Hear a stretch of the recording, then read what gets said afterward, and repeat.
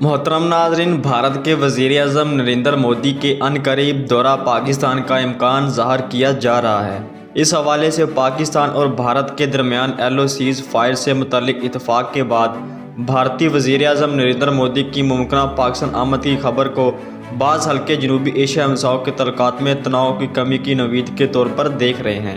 مبصرین کا کہنا ہے کہ بھارت گزشتہ 5 سال سے تعطل کے شکار سارک سربراہی اجلاس کے اسلام آباد میں انعقاد پر اعتراض واپس لے سکتا ہے،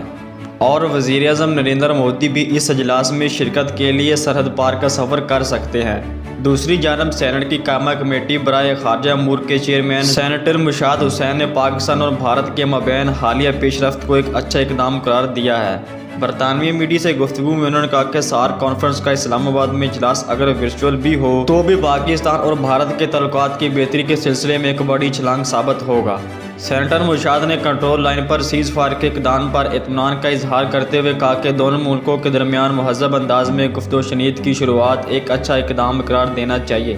انہوں نے مزید کہا کہ اگلا اقدام اسلام آباد اور نئی دلی میں دونوں ممالک کے ہائی کمشنر کی بحالی کا ہوگا۔